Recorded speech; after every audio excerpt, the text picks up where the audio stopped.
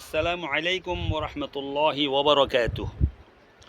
সহিশুদ্ধ কোরআন শিক্ষার পাশাপাশি ছোট্টমণিদের নিয়ে কিছুক্ষণ সময় নাতি নাতনিদেরকে লাজুক লাজুক ভাষা দিয়ে আরবি অক্ষর বোঝানোর জন্য নতুন আঙ্গিকে নানা নাতির পেইস পর্ব 4 আরম্ভ করছি। আমার মায়েরা আমার নাতি নাতনিদেরকে নিয়ে পড়তে বসেন। নুরানি কায়দার 4 নম্বর পৃষ্ঠায় প্রথমের 3 লাইন। নানুভাই নানুমণিরা, দাদুভাই দাদুমণিরা সবাই আমার সাথে সাথে পড়েন। ছোট্টমণি তোমার ভাষায় বলবো কেমন? নানুভাই বলেন আমার সাথে, আসসালামু আলাইকুম আসসালামু আলাইকুম ওয়া রাহমাতুল্লাহি ওয়া রাহমাতুল্লাহি ওয়া বারাকাতুহু। ওয়া বারাকাতুহু। আউযু আউযু বিল্লাহি মিনাশ শাইতানির রাজিম। শাইতানির রাজিম। বিসমিল্লাহির রহমানির রহিম। রহিম। ধরেন। ছোট্টমণিরা আমার সাথে, দাদু ভাইয়া দাদুমণিরা, নানু ভাইয়া নানুমণিরা আমার সাথে ধরেন।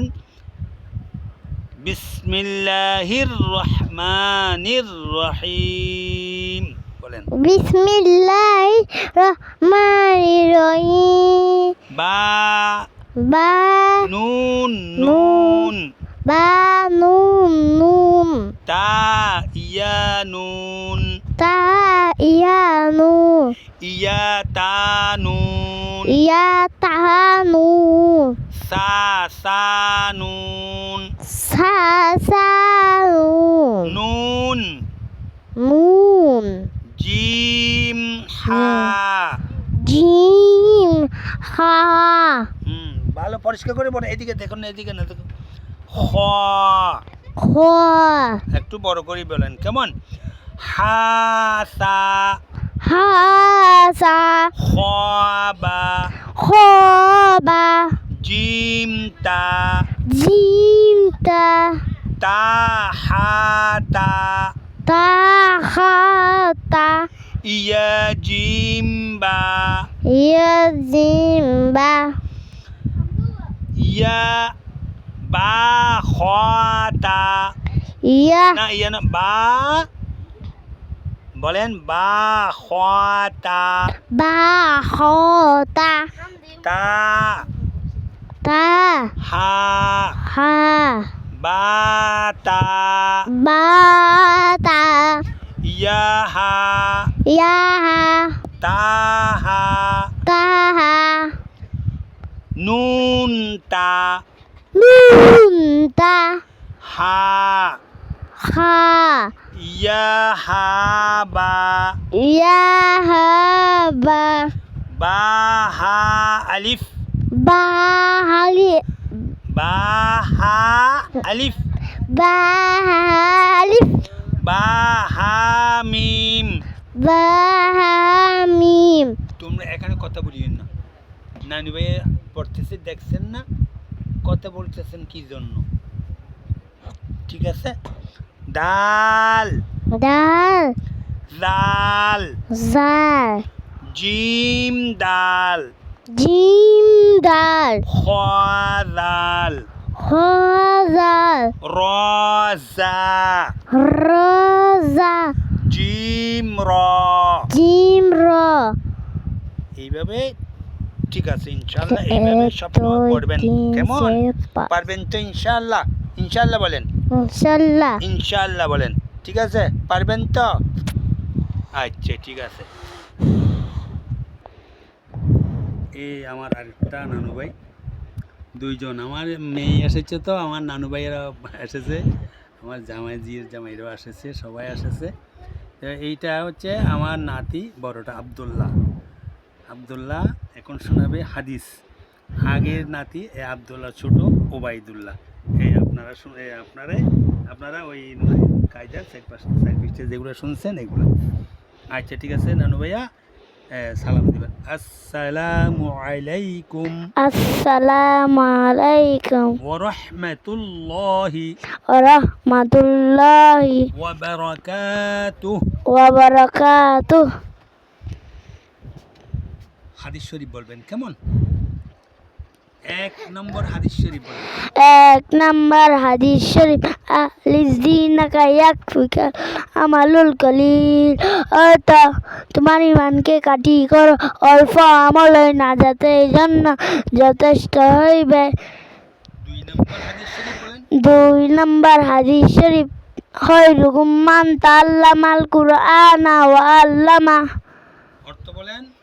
অর্থ, 2 নম্বর হাদিস শরীফের অর্থ, 2 নাম্বার হাদিস শরীফের অর্থ,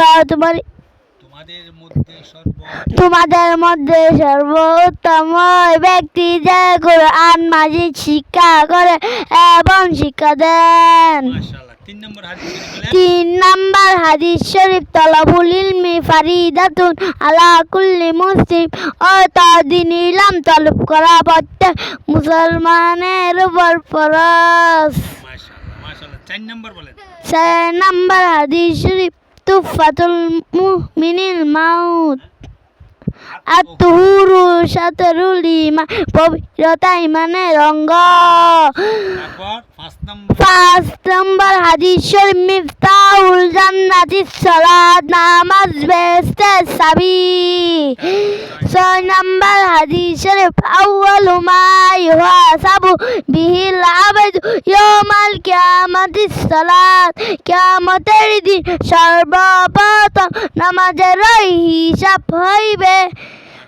মাশাআল্লাহ। তারপর 7 নম্বর হাদিস শরীফ, ফাতুল আলিমি আলাল আবিদি কাফাতলি আলা আদনাকুম, অর্থাৎ তোমাদের মধ্যে সর্বাপেক্ষা ছোট ব্যক্তি হইতে আমার মতো বা যত বড় বেইলম আবেদের চেয়ে একজন খাঁটি আলেমের মতো বা যত বড় তত বড়।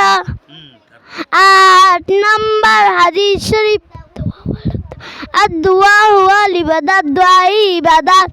9 নম্বর হাদিস শরীফ, মান লাম ইয়াসআলিল্লাহ ইয়াগদাবু আলাইহি, যে ব্যক্তি আল্লাহ তাআলার নিকট দোয়া করে না, আল্লাহ তাআলা তাহার উপর রাগান্বিত হন। 10 নম্বর হাদিস শরীফ, লা ইয়ারহামুল্লাহু মান লা ইয়ারহামুন নাস, আল্লাহ তাআলা ওই ব্যক্তির উপর রহম করে না যে মানুষের উপর রহম করে না। বাস ওই 10 নম্বর পর্যন্ত হাদিস শরীফ। ঠিক আছে ইনশাআল্লাহ আবার বলবেন। ঠিক আছে, এখন কি বলবেন? আসসালামু আলাইকুম বলিয়া শেষ করেন। আসসালামু আলাইকুম ওয়া রাহমাতুল্লাহি ওয়া বারাকাতুহু। ঠিক আছে মাশাআল্লাহ মাশাআল্লাহ মাশাআল্লাহ।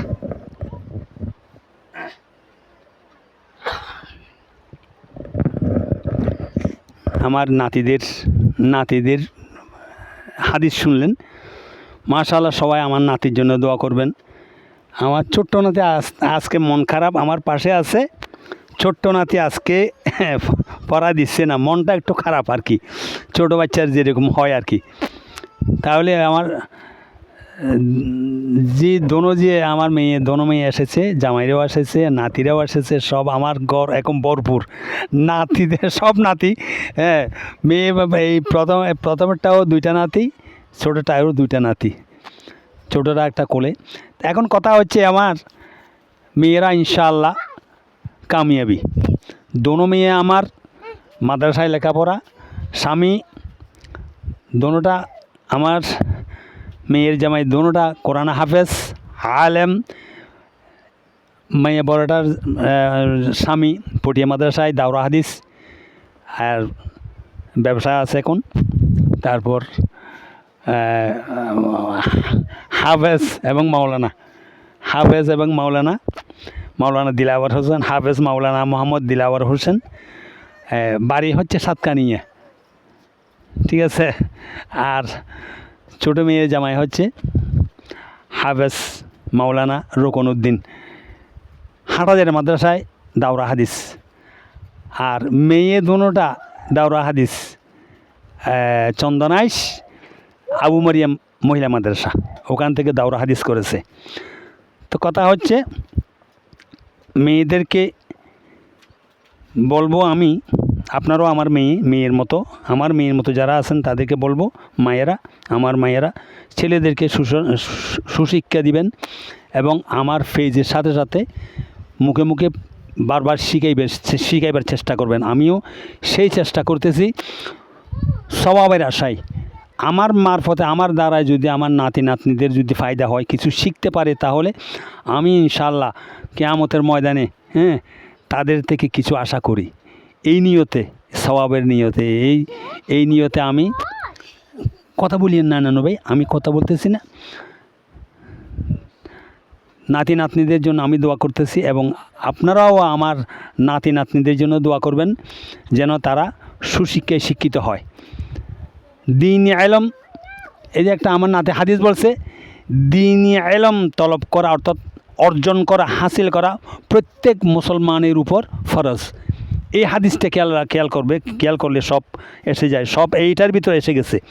দ্বীনি ইলম, দ্বীনি শিক্ষা অর্জন করা, দ্বীনি ইলম তলব করা বা অর্জন করা প্রত্যেক মুসলমানের উপর ফরজ।